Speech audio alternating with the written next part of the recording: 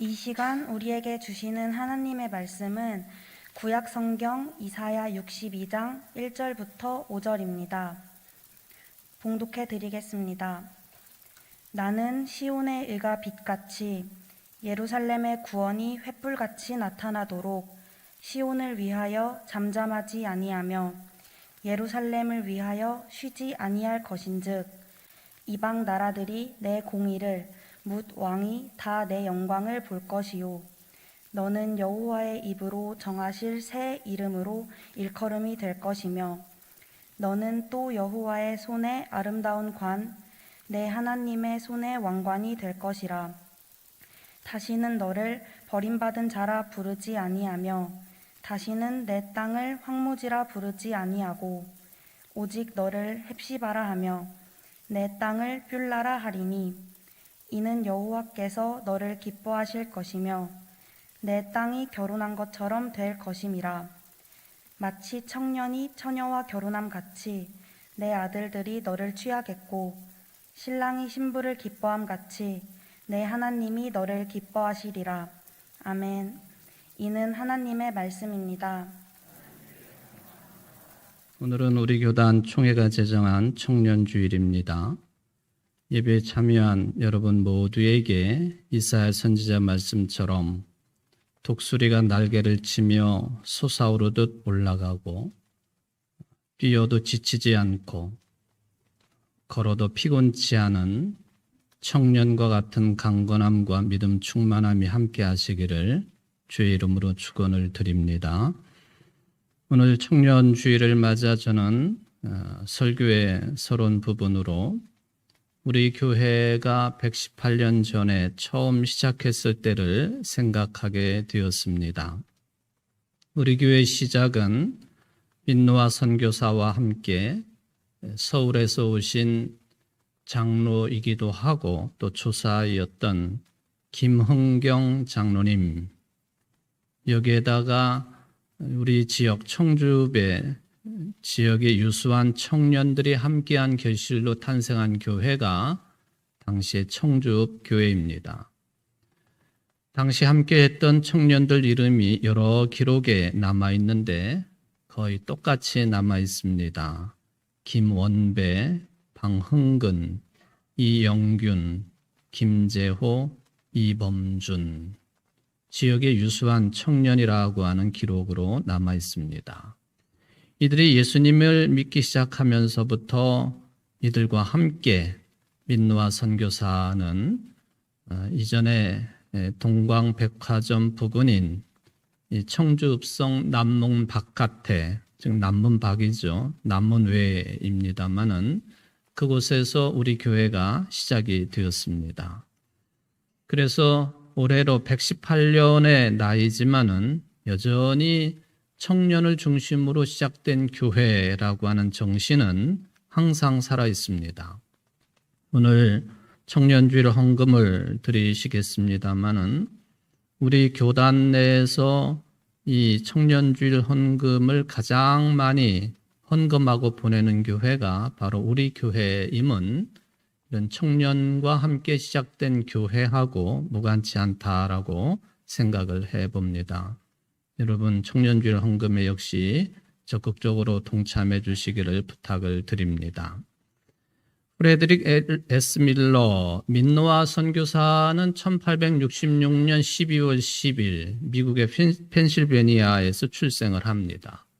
피츠버그 대학과 유니언 신학교를 졸업을 했습니다. 그리고는 목사가 되어서 1892년 11월 15일 부인과 함께 미국의 북장로교 소속 선교사로 우리나라에 파송이 되었습니다. 1893년 서울에 있는 예수교 학당, 현재 경신학교입니다마는 책임자가 되어서 학교 이름을 민노아 학당으로 고치고 교육 방침을 아주 독특하게 발전을 시켜나갑니다. 그런 중에 우리나라 민족의 위대한 안창호 선생도 길러냈습니다. 그리고는 1895년도에는 종로에 있는 대한예수교 장로회 통합 측 아주 역사가 깊은 연동교회가 탄생하는 데에도 크게 기여를 하셨습니다. 우리는 이 민노아 선교사를 충북 선교의 아버지라고 부르고 있습니다.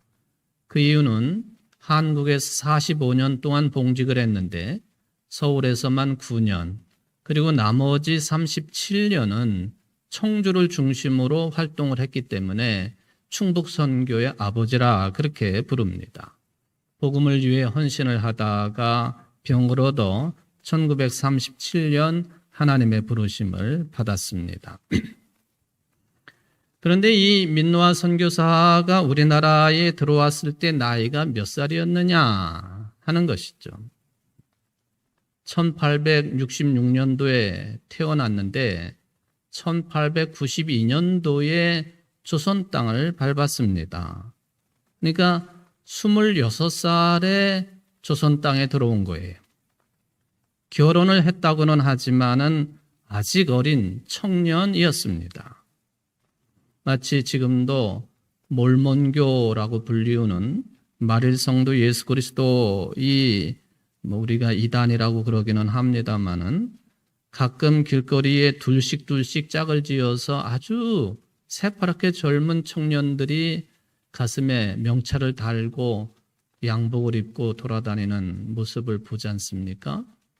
그 청년들도 고등학교를 갓 졸업한 청년들이에요. 민노아가 우리나라에 들어왔을 때 26살이었다는 거예요. 제가 설교 준비를 하면서 26살에 나는 뭘 했나를 생각하게 되었습니다. 제가 좀 늦게 27살에 일반 사병으로 입대를 했는데 그 전해가 26살이거든요. 대학원 논문을 한창 마치려고 논문 쓰고 있었던 시절이었다라는 걸 생각해 보면 26살의 저는 한참 미숙하고 치기 어린 그런 시간을 보내고 있었다 하는 것을 솔직하게 고백지 않을 수가 없었습니다. 오늘 이제 함께 찬양을 하고 예배를 주관하는 우리 교회 청년들을 생각해 보면은 26살에 조선 땅을 밟은 민노아 선교사보다도 연세가 더 드신 분들이 계세요. 그죠? 바로 민노아 선교사는 이 청년의 시기를 먼 이국 땅에 위생시설도 변변치 않아 가지고 결혼한 지 6년 만에 첫 아들을 낳았는데 그 아들을 병으로 이를 정도로 열악한 상황 속에서 복음 전도를 하고 교육 사업을 하고 문맹 택지 운동을 하는 등 우리 민족을 위해 애쓰다가 소천한 것이에요. 특별히 그의 나이 38살에 바로 여기서 조금 떨어진 곳에 청주읍교회를 유수한 청년들과 함께 세운 거죠. 26살에 들어와서 38살에 청주읍교회를 세우게 된 겁니다. 요즘에 이곳저곳에서 우리 젊은 세대를 칭하는 그런 상징적인 용어 MZ세대를 많이들 언급을 합니다. 젊은 세대를 그냥 칭하는 용어인가 보다 하고 넘어갈 수도 있겠습니다만은 특별히 지난 대선에서 이 세대에 대한 관심이 매우 커졌습니다. 세대 포이론이니 뭐니 하면서 선거 전략을 세우는 바람에 사실 있지도 않는 내용까지 과대 포장이 돼가지고 이 세대에 대한 평가들이 다수 있었습니다.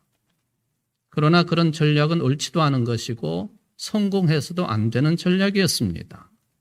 아무리 선거라고 하지만 어찌 국민을 이렇게 저렇게 나이에 따라서 구분하고 가진 것 가지지 못한 것 따라서 구분하고 그럴 수 있겠습니까?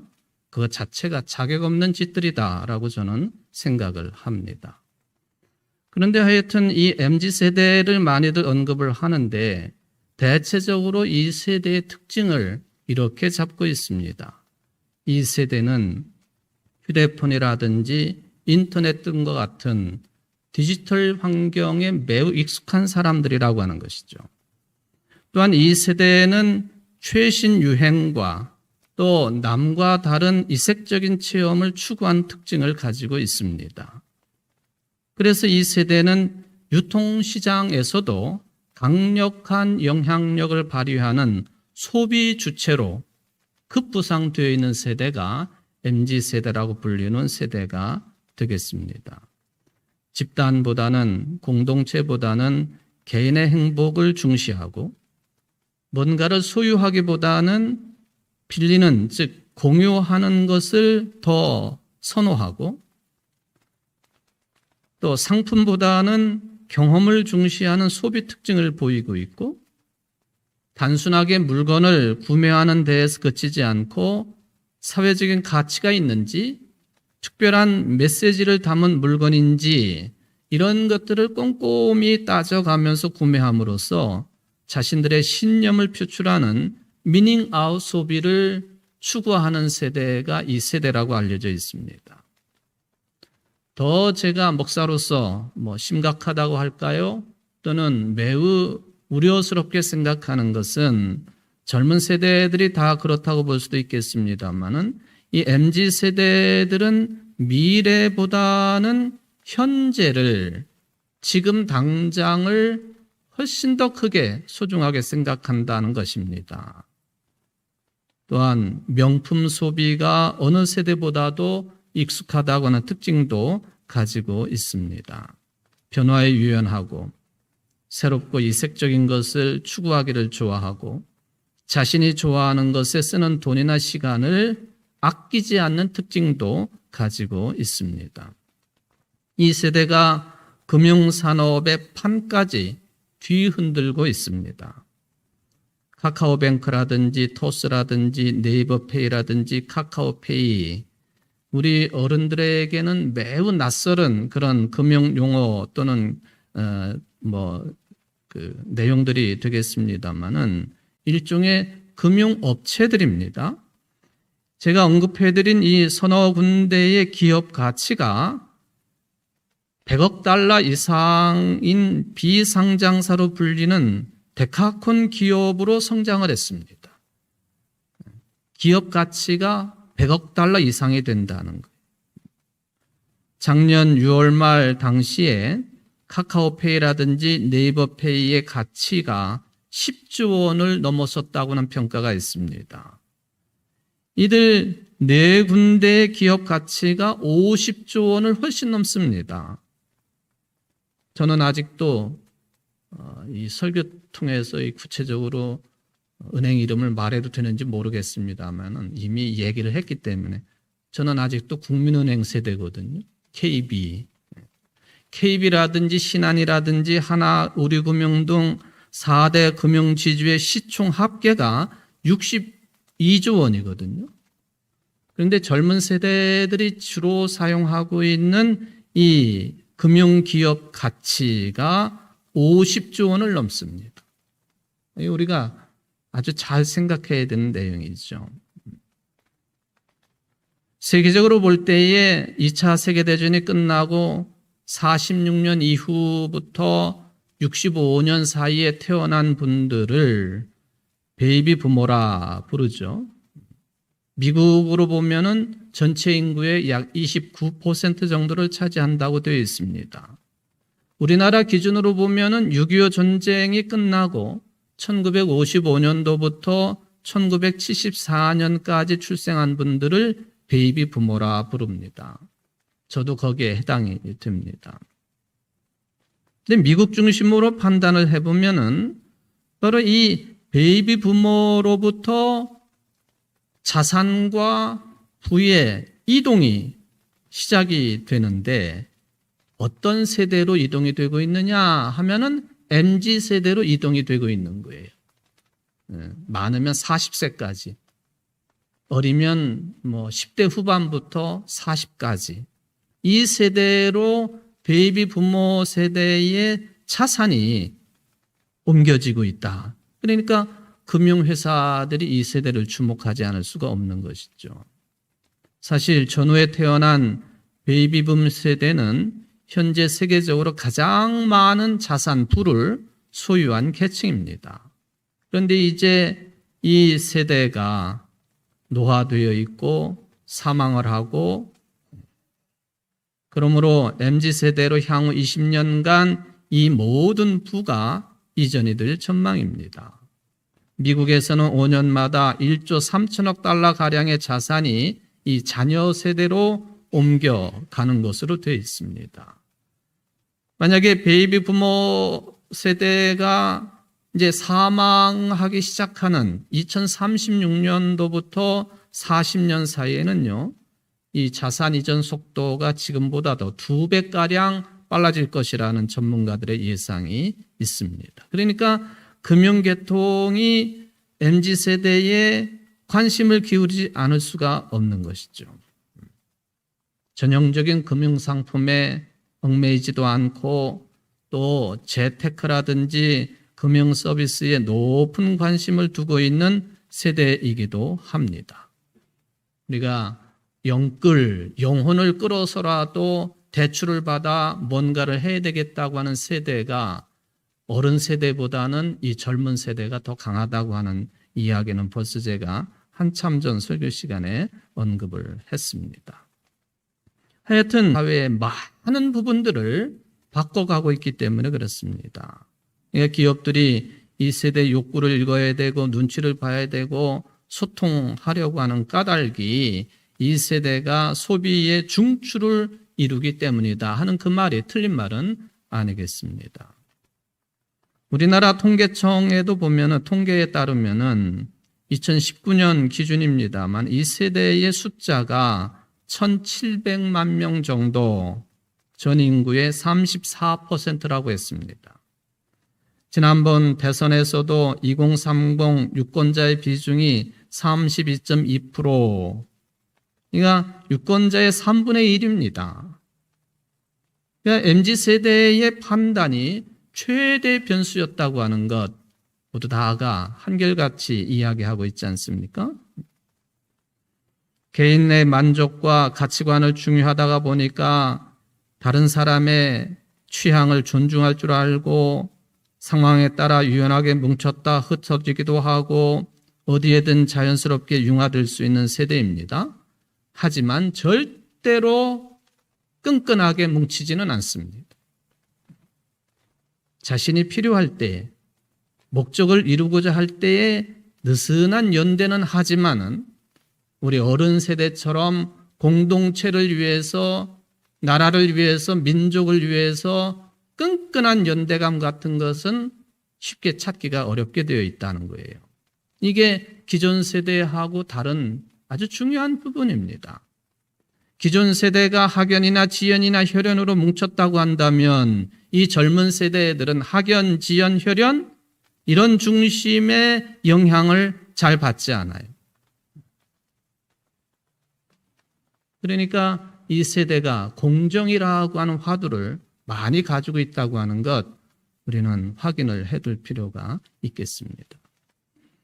그렇다면 우리나라의 MZ세대가 등장하게 된 특별한 이유라도 있는가? 다른 나라에 그렇다 하지만 놀라운 것은 우리나라가요, 지금 현재 유례 없는 급격한 인구 변화 속에 있다는 것입니다.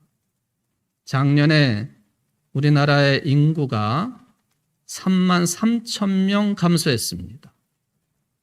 사상 최초로 죽은 사람의 숫자가 태어나는 숫자를 앞질렀어요.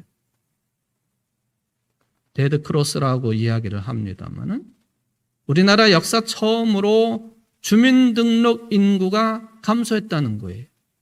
앞으로 이것은 더 심화될 것이에요. 출산율이 0.84명, 3년째 1명 미만입니다. 선진국이라고 하는 OECD 국가 중에 유일해요. 왜 그랬을까? 비혼주의? 정상적으로 결혼을 하고 부부 생활을 영위하면서도 의도적으로 자녀를 두지 아니하는 맞벌이 부부인 딩크족의 증가? 거기에다가 코로나19 사태, 우리나라 인구 감속이 가속화될 것이라고는 예측에 불을 당기고 있습니다.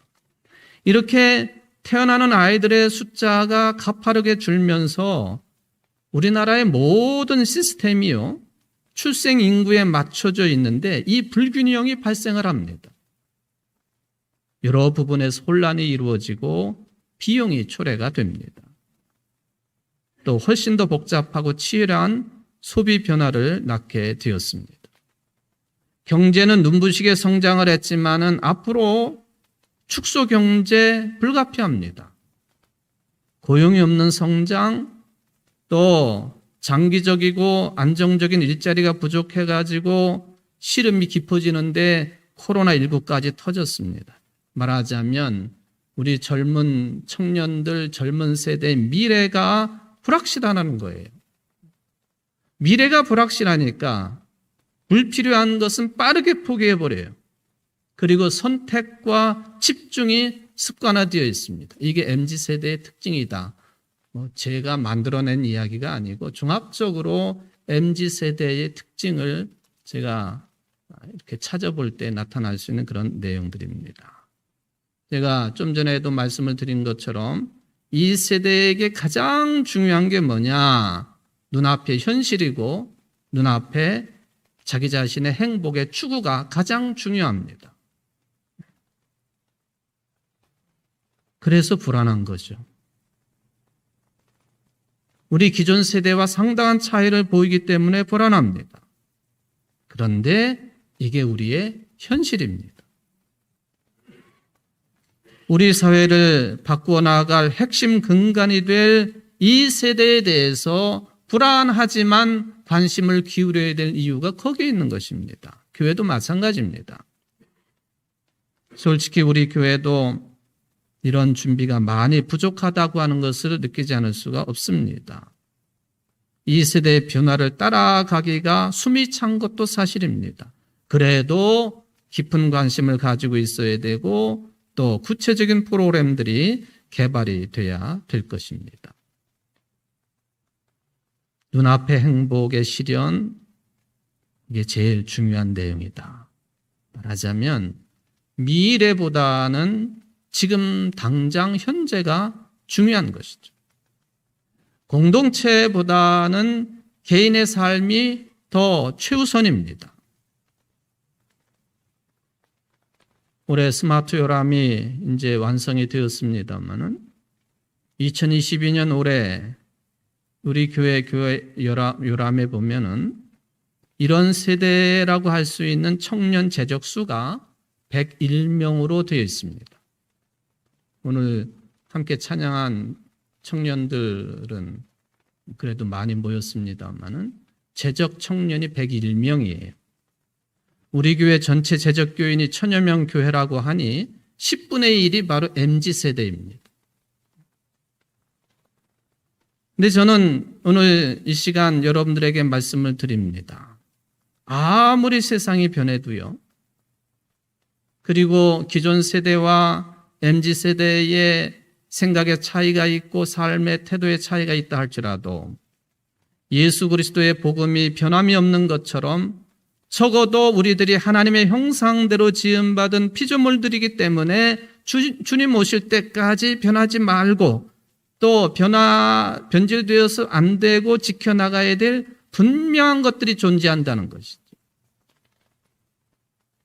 진리라고 부를 수 있는 내용이죠. 성경에서 늘 언급하고 있습니다마는 시공간을 초월한 진리는 항상 있게 마련입니다. 미국에서 2017년도에 대통령 선거가 있었습니다. 트럼프가 당선이 되었죠. 그리고는 전임 대통령 오바마가 한 말이 있습니다. 기억해야 된다. 어떤 일이 일어났다 할지라도 아침이면은 해는 반드시 떠오른다. 그리고 미국은 지구상의 그 어떤 나라보다도 가장 위대하고 강력한 국가가 될 것이다. 이걸 기억하라. 미국이 그렇다 하는 것은 좀 제가 빼겠습니다.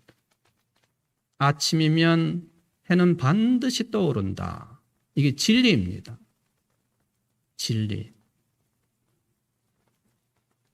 오늘 제가 이사야서 62장 말씀을 선택을 했습니다마는 기원전 6세기 때 벌어졌던 특별한 역사가 그 배경입니다.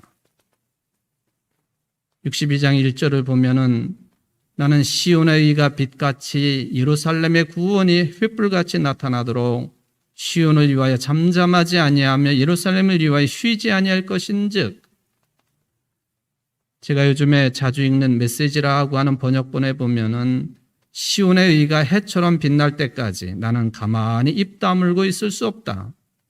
예루살렘의 구원이 불꽃처럼 타오르기까지 나는 그저 잠자코 있을 수 없다.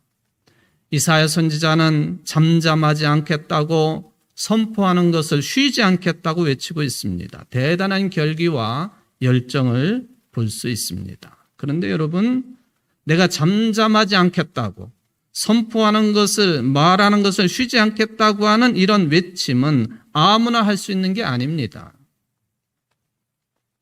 잠잠할 수 없다고 토로하는 심정은요, 아주 어떤 특별한 체험이 주어졌을 때만 가능한 현상입니다. 예를 들면 어떤 천문 과학자가 있다고 합시다.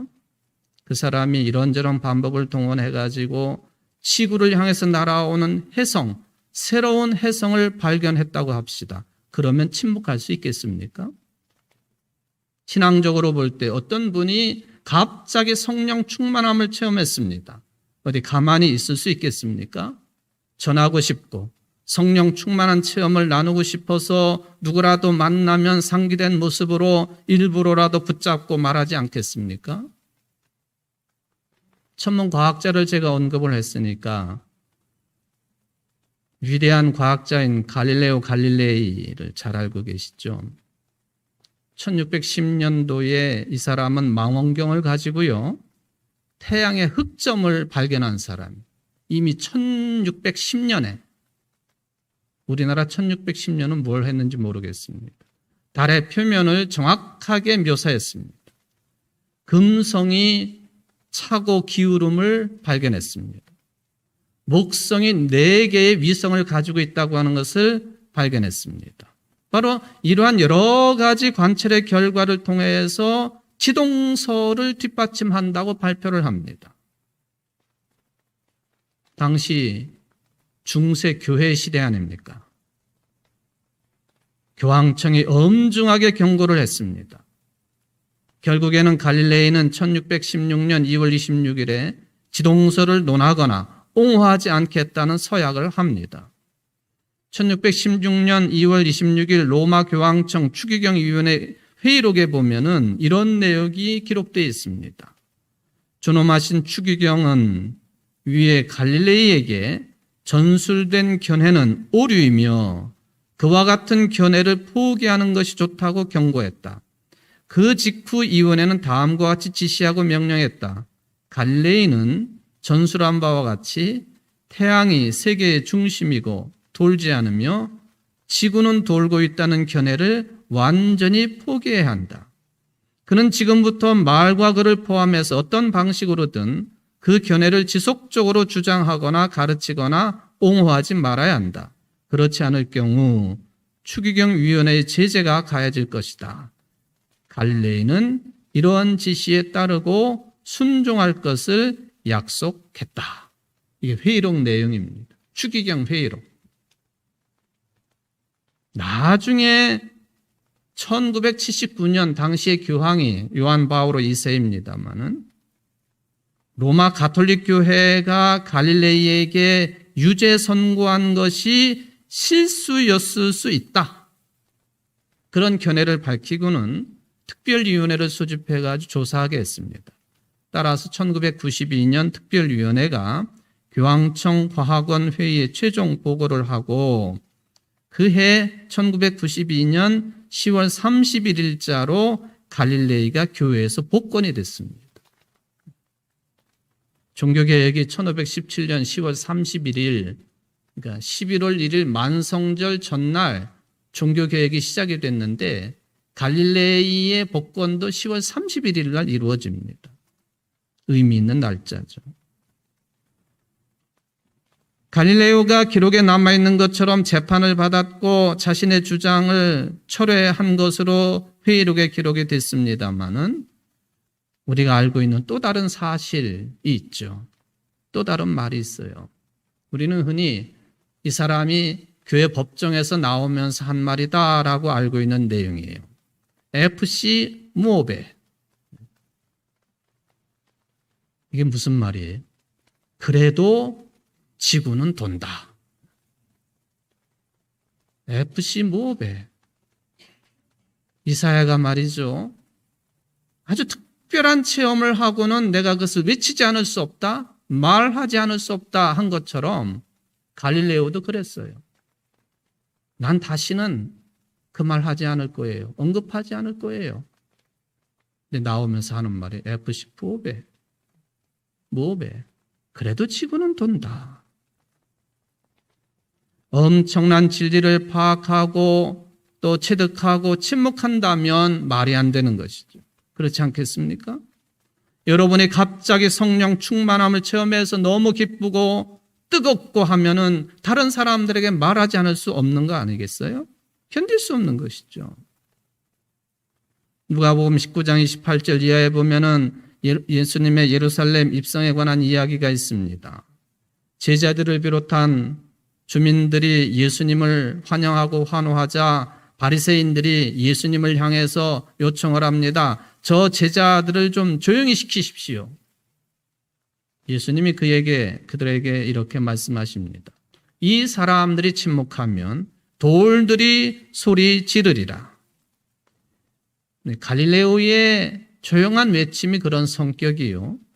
성령 받은 사람들의 뜨거움이 그런 성격이요. 오늘 본문의 이사야의 심정이 바로 이와 같은 내용이다 하는 것을 말씀을 드립니다. 무엇 때문에 이사야가 이렇게 절박한 심정으로 말씀을 선포했을까? 이거를 확인하려면 이사야가 활동하던 시대에 대해서 우리가 살펴볼 필요가 있겠습니다. 당시는 고대 이스라엘 역사의 대격변기였습니다. 기원전 720년경에 북쪽 이스라엘은 이미 아수르에 멸망합니다. 기원전 587년에 다윗 왕조의 정통성을 이어오던 남쪽 유다마저 바벨론에 의해서 멸망당하고 바벨론의 포로로 끌려갑니다. 나중에 바벨론이 페르시아에 의해서 무너진 뒤에 포로로 잡혀갔던 사람들이 잡혀간 지 적게는 50년, 많게는 80년 사이에 고향 땅 예루살렘으로 돌아옵니다. 얼마나 기뻤는지 모르겠어요. 돌아와서 보니까 예루살렘을 복구를 해야 되고 성전을 복구해야만 했습니다. 땅도 개간해야만 했습니다. 모여 먹고 살 만한 공동체를 만들어야만 했습니다. 그리고는 속으로 다짐했습니다. 앞으로는 또다시 바벨론 포로와 같은 일을 당하지 않도록 준비해야 되겠다는 각오였습니다. 부분적으로 개혁이 있었고 재건이 시도가 되어서 성과도 있었습니다. 그러나 생각만큼 상황이 좋지 않았어요. 그래서 예루살렘 주민들이 패배의식에 떨어졌습니다. 포로에서 돌아와 반짝 희망의 불꽃이 일다가 사그라드는 그 시기에 이사야는 피를 토하는 심정으로 예루살렘 주민들을 향해서 나는 잠잠할 수 없다고, 이런 패배주의에 떨어져서는 안 된다고, 그러니 제발 내 말에 귀를 기울이라고 외친 것입니다. 뭐라고요? 시온의 의와 예루살렘의 구원을 말합니다. 이방 나라가 예루살렘의 공의를 볼 것이고 여러 왕이 예루살렘의 영광을 볼 것이고 예루살렘은 새 이름을 얻게 될 것이라고 말을 합니다. 예루살렘은 하나님의 손에 들린 왕관이 될 것이라고 말합니다. 예루살렘은 버림받지 않을 것이고 나의 기쁨이 그에 있다라고 하는 뜻의 헵시바 또는 결혼한 여자라는 뜻의 뷸라라는 이름을 얻게 된다고 말을 합니다. 그리고 5절에서는 이 모든 내용들이 함축된 그런 말씀을 선포합니다. 마치 청년이 처녀와 결혼함 같이 네 아들들이 너를 취하겠고 신랑이 신부를 기뻐함 같이 네 하나님이 너를 기뻐하시리라. 우리 사랑하는 성도들 가운데 아직 사랑하는 짝을 찾지 못해가지고 기도하고 있는 청년들이 계십니다. 결혼 정년기의 성도님들, 이 말씀이 위로와 힘과 능력 되시기를 바랍니다. 마치 청년이 처녀와 결혼함 같이 내 아들들이 너를 취하겠고 신랑이 신부를 기뻐함 같이 내 하나님이 너를 기뻐하시리라. 마지막 내용이 핵심적인 내용입니다. 내 하나님이 너를 기뻐하시리라. 이사야가 정치인이 아니라 하나님의 말씀을 선포하는 선지자라고 하더라도 주민이 먹을 거리가 늘 부족하고 나라를 지킬 힘이 없어도 하나님만 잘 믿으면 아무 문제 없다고 말하는 게 결코 아닙니다. 먹고 사는 문제 역시 하나님의 백성도 품위를 지키면서 사는 데 중요한 요인인 것도 사실입니다. 이사야는 지금 먹고 사는 문제가 대수롭지 않다는 말이 아닙니다. 이사야가 말하는 핵심은 뭐냐? 더 근본적인 삶의 방향을 잡으라는 거예요. 바로 그 삶의 방향이 하나님이 기뻐하신다고 했습니다. 바로 그 방향이 분명할 때만 하나님의 백성답게 살 수 있고 하나님의 백성으로 살아야만이 진정한 의미에서 행복할 수 있는 것이기 때문에, 그래서 이사야는 하나님이 당신들을 기뻐하실 것이라고 하나님이 기뻐하시는 삶의 방향으로 나아가자고 호소를 합니다. 여기서 우리는 이사야를 비롯한 예루살렘 사람들이 얼마 전까지 바벨론 포로였다고 하는 사실이 중요합니다. 바벨론에 끌려가가지고 소수민족으로 살았죠. 그때보다도 1000년 전에 애굽의 소수민족으로 살던 야곱의 후손들과 같은 신세였습니다. 그 중에 똑똑한 사람들은 바벨론에서도 나름대로 일가를 이루고 살았습니다. 예를 들면 다니엘처럼 왕궁에서 대접받는 사람들도 있었습니다. 당대 최고 문명과 문화를 자랑하던 바벨론 제국을 충분히 경험할 수 있었습니다. 그리고 그 바벨론이, 그 강대한 바벨론이 페르시아에 의해서 함락당하는 장면도 목격을 했습니다.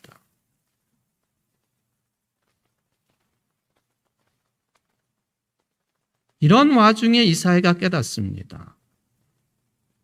대제국과 부딪히는 국제 질서 가운데에서 예루살렘이 힘으로 그들과 경쟁할 수 없다는 사실을 누구보다도 절실하게 깨닫습니다. 설령 대제국과 경쟁할 수 있다 하더라도 대제국의 그런 방식으로는 궁극적인 평화를, 구원을 얻지 못한다는 사실을 이사야는 확실하게 보았습니다. 만약에 그걸 못 봤다면 이 선지자도 아니지요. 바벨론의 힘은 정의롭지 못했습니다. 정의롭지 못한 힘으로 다른 나라를 지배할 뿐이었습니다.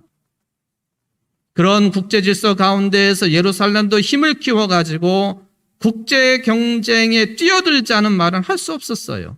현실적으로 불가능한 일이기 때문입니다. 따라서 이사야는 전혀 본질적으로 다른 차원의 이야기를 합니다. 하나님이 당신들을 기뻐할 것이라고, 그러니 하나님이 기뻐하시는 사람들이 되자고 외칩니다.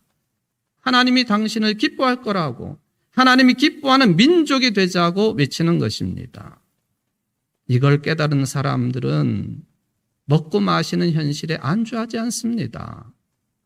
이걸 깨달은 사람들은 세상과 똑같은 방식으로 누군가를 지배하려고 감히 덤벼들지 않습니다. 이걸 깨달은 사람들은 하나님이 기뻐하는 삶으로 삶의 방향을, 인생의 방향을, 공동체의 방향을, 나라의 방향을, 민족의 방향을 바꿀 뿐입니다. 도대체 하나님이 기뻐하는 사람이 된다고 하는 말, 무슨 뜻입니까?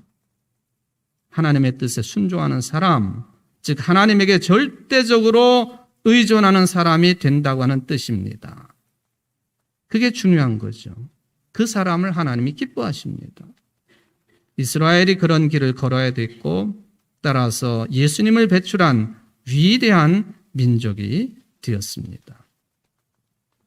저는 여러 가지 순종해야 될 하나님의 뜻 가운데에 하나님은 예루살렘의 진정한 정의가 실현되기를 바라는 뜻을 가지고 계시다고 하는 것을 확인을 했습니다.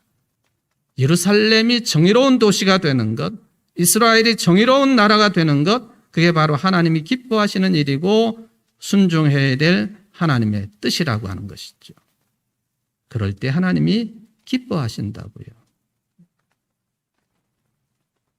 세상 살면서 뭐가 정의일까?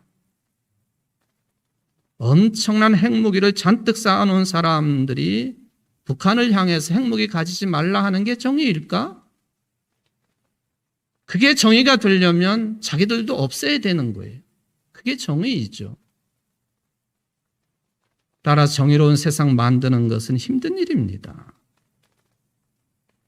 인간의 힘으로는 불가능한 일이 가깝기 때문에 이사야 선지자는 예루살렘이 정의로워지는 순간이 바로 하나님이 그들을 기뻐하는 순간이라고 선포합니다. 정의를 말하는 것 담론입니다. 우리는 정의에 대해서 얼마나 체계적으로 대화를 하고 논의를 해본 경험이 있는지요? 정의라든지 평화라든지 신앙이라든지 미래라든지 인간 존재라든지 이렇게 중요한 무엇에 관한 이야기를 얼마나 많이 이야기를 하고 있는지요? 담론으로 삼고 있는지요? 여러분, 담론 중에 거대 담론이라는 표현을 들어보셨습니까? 거대 담론. 역사의 물결 속에서도 변하지 아니하고 면면이 이어져 온 담론이 바로 거대 담론입니다. 정치, 경제, 외교, 군사, 문화, 종교, 사회 전반에 사람들에게 큰 영향력을 미치는 주제에 관한 담론이 거대 담론이에요. 근데 우리나라 젊은이들 가운데 어느 때부턴가 이게 사라졌어요. 심각하라고 하는 얘기가 아니라 거대 담론이 사라졌다는 거예요. 그 자리에 경제가 자리하고 있습니다. 신자유주의가 자리하고 있습니다. 경쟁력주의가 자리하고 있습니다. 부자 되세요라고 하는 말이 너무 자연스럽습니다. 우리가 깨달아야 될 것은 거대 담론이 사라졌다고 하는 것은 우리 개인의 인생의 삶의 방향성이 사라진 것이요, 교회 공동체의 방향성이 사라진 것이요, 나라와 민족의 방향성이 사라진 것이요, 세계의 방향성이 사라진 것이요, 인류의 방향성이 사라진 겁니다. 우리들이 적어도 이런 관심을 가지고 살아야 되지 않겠습니까? 그저 먹고 마시는 문제, 물론 중요하지요. 그러나 인간이고 더군다나 우리가 하나님의 형상대로 지음받은 피조물이고 만물의 영장 아닙니까? 그러니 예수님을 찾아와서 어떻게 해야 영생을 얻을 수 있을까요? 정도는 물을 수 있어야 되지 않겠습니까? 내 이웃이 도대체 누구입니까? 적어도 이런 정도의 질문을 하고 살아야 되지 않겠습니까?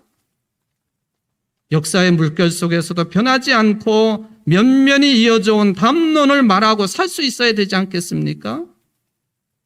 거대 담론 어려운 게 아닙니다. 지난 주일 제가 그린 엑소더스 우리 교회가 선포식을 하고 따라서 기후위기 생태에 관한 이야기를 했습니다. 일부 예배를 마치고 이제 교인들을 만나러 나가는데 제 가정 이야기라 좀 죄송하기는 합니다만 손녀딸이 쫓아와서 말을 걸어요. 할아버지 왜 자꾸 생태라고 그래? 처음엔 무슨 말인지 못 알아들었어요. 근데 계속 생태를 이야기하고 지가 다니고 있는 어린이집 이야기를 하고 그래요. 그때가 이제 유튜브를 담당하고 있는 유시원 목사를 통해서 그 어린이집, 생태 중심의 어린이집 그런 이야기를 손녀딸이 했다고 하는 얘기를 들었습니다. 제가 당회실에 데리고 들어가 가지고는 다시 물어봤습니다. 이연아, 너희 어린이집이 생태 중심 어린이집이라고 하는 그 말을 할아버지한테 한 거니? 그래요. 제가 그날 점심을 먹으며 농담을 했어요. 이연아, 생태탕 말한 거니? 저는 지난 주일 6살짜리 손녀와 거대 담론을 가지고 이야기를 했습니다. 생태라는 말이 거대 담론이에요. 함께 더불어 살아가는 세상이 된다는 뜻이죠. 생태에 대해서 말하는 것이 거대 담론이라면 오늘 안내해드린 것처럼 우리 교회가 지구를 위해 3월 행동 강령으로 장바구니를 사용합시다. 이게 생활 담론이에요. 어려운 것 아닙니다. 예루살렘이 정의로워지는 세상을 희망한다면 바벨론과는 다른 길을, 다른 방향성을 가져야 되는 거예요. 그걸 잃어버리면 안 되는 거죠. 우리나라도 마찬가지입니다. 이집트 같든지 바벨론 같든지 아수르 같든지 로마 같든지 해서는 안 되는 것이죠. 바로 이사야가 이런 생각을 담아가지고 예루살렘 주민을 향해서 하나님이 너를 기뻐하신다고, 정의로운 세상을 만들면 기뻐하신다고, 하나님이 기뻐하는 자로 살 수 있다고 외치고 있습니다. 공간복음서 기자들은 한결같이 예수님을 하나님이 기뻐하는 자라고 선포를 합니다. 세례 받으실 때 하늘로부터 소리가 들렸습니다. 이는 내 사랑하는 아들이요 내 기뻐하는 자라. 예수님만이 하나님을 아버지로 생명의 유일한 주관자로 믿고 절대 순종한 분이었다고 하는 뜻이 되겠습니다. 여러분은 바로 그 예수님을 길과 진리와 생명으로 믿지 않습니까? 길, 진리, 생명이 거대 담론입니다. 예수님이 또 말씀하십니다. 믿음이 적은 사람들아, 그러므로 무엇을 먹을까, 무엇을 마실까, 무엇을 입을까 하고 걱정하지 말아라. 이 모든 것은 이방 사람들이 구하는 것이요, 너희의 하늘 아버지께서는 이 모든 것이 너희에게 필요하다는 것을 아신다. 너희는 먼저 그의 하나님의 나라와 하나님의 의를 구하라. 그리하면 이 모든 것을 너희에게 더해 주실 것이다. 그러므로 내일 일을 걱정하지 말아라. 내일 걱정은 내일이 맡아서 할 것이다. 한 날의 괴로움은 그날에 겪는 것으로 족하다. 하나님의 나라와 하나님의 의가 거대 담론이요, 먹을 것, 마실 것, 입을 것으로 대표되는 생활 담론입니다. 그런데 거대 담론이 해결되면, 우리의 큰 방향성이 해결이 되면 생활 담론은 자연스럽게 모든 인류가 골고루 혜택을 입을 수 있도록 하나님이 은혜를 베푸신다는 게 성경의 정신입니다. 이걸 믿으십시오. 왜 우리가 언제까지나 먹고 마시고 입을 것에만 매달려 있어야 되겠습니까? 하나님의 나라와 의를 구하는 방향성만 똑바로 잡으십시오. 그 외의 것들은 하나님이 해결해 주신다 하십니다.